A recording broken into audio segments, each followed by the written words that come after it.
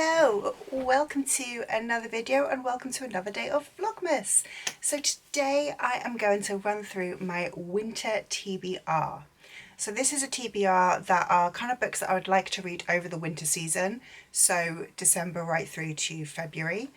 I've only got a couple of Christmassy ones in here because obviously December is only a third of the winter season. I haven't included any kind of Valentine's ones yet because I feel like by the time I get to February I'll have thought of other things I want to read.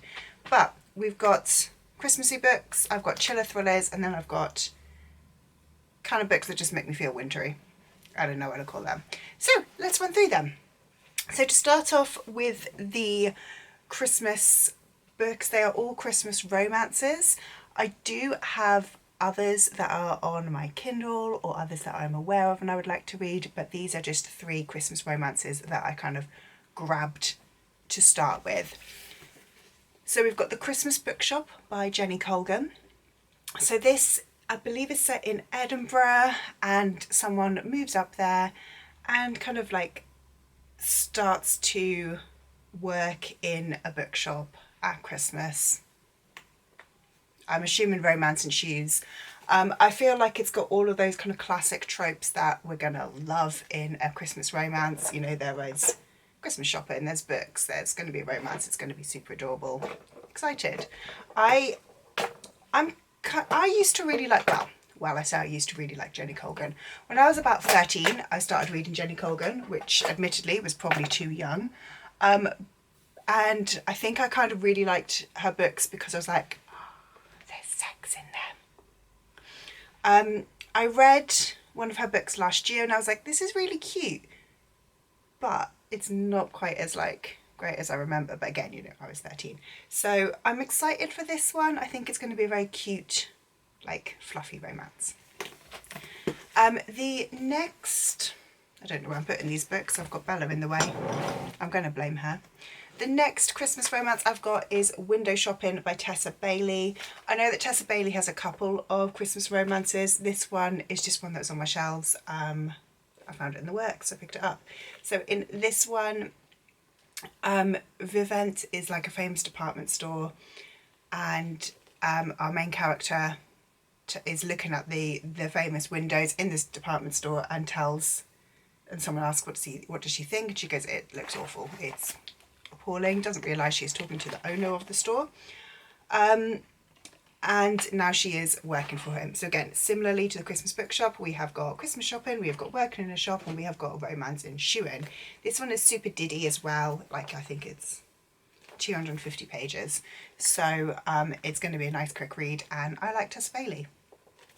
Christmas romance number 2.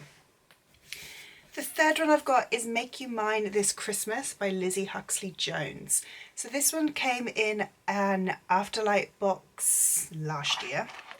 And in this one it is a fake dating. So it's a queer fake dating. So we have, what's her name? Haf, who pretends to be someone called Christopher's girlfriend. He takes her home for Christmas and she falls for his sister. So yeah, I think this is going to be a really, really cute, like queer fake dating. I don't really know what it's called when you fall for someone who, like, it's not really a love triangle because they're siblings. I hope it's not going to be a love triangle.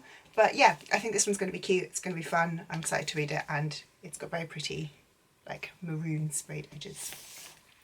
My next section of Christmas books, well, wintry books, are chiller thrillers. So for me, a chiller thriller is any kind of thriller that is set in winter or with snow. The first one isn't really, but I'm including it anyway, which is Murder on the Christmas Express by Alexandra Benedict. This one, I believe, it's a murder mystery. We've got the train there on the end papers. A sleeper train to the Highlands is derailed and then a body is found. I think it's going to sound really, really good. I guess it's kind of got similar kind of vibes like Murder on the Orient Express. It might even be a retelling, just again, and I have literally just thought of that because of like the name and stuff. But I think this one's going to be fun to read over the festive season. The next chiller thriller I've got is The Sanatorium by Sarah Pierce. This one is set in the Alps, I believe. So someone who is a detective, Ellen, who is a detective, receives an invitation to celebrate her estranged brother's engagement, and it's in an isolated hotel in the Swiss Alps. So we've got an isolated setting, we've got snow, and I think the hotel used to be a sanatorium, hence the name. Sounds cute, sounds thrillery, chillery. Neither of those are words, but we're going with it. And then the third one I have got is Shiver by, I don't remember the author, but it's up here. So Shiver, again, is set, I believe, in the Alps. I think it's maybe like a skiing holiday or something that's gone wrong. This one I own on my Kindle. I've had it there for years since it came out, and I still haven't read it. But it sounds like the perfect kind of wintry thriller that I'm excited to read. And then my last section are the kind of other. So these are books that just give me wintry vibes. So we're gonna start off with the one on the top, which is Echo North by Joanna Ruth Meyer. So this is, I believe this is a retelling of East of the Sun, West of the Moon. So this one is, I believe, a middle grade. Echo is our main character. Her world falls apart when her father mysteriously disappears. She finds him half frozen in the winter forest, guarded by a strange talking wolf who proposes a bargain. Echo will live for a year in his house to save her father's life. Maybe this isn't a retelling. In the wolf's enchanted house, something dark and strange lies behind every door. Echo discovers a magical library full of books turned mirrors, and a young man named Hal who is trapped inside of them. She must solve the mystery of the wolf's enchantment before her year is up. Otherwise, Echo, the wolf, and Hal will be lost forever. It's got all of those kind of winter vibes, the kind of almost creepiness, the kind of forest setting, the wilderness and just bleakness that you kind of, that I kind of think of when I think of winter. I'm excited to read that one. I haven't read a lot of middle grade this year, so I would quite like to get to that one. I've then got The Bear and the Nightingale by Catherine Arden.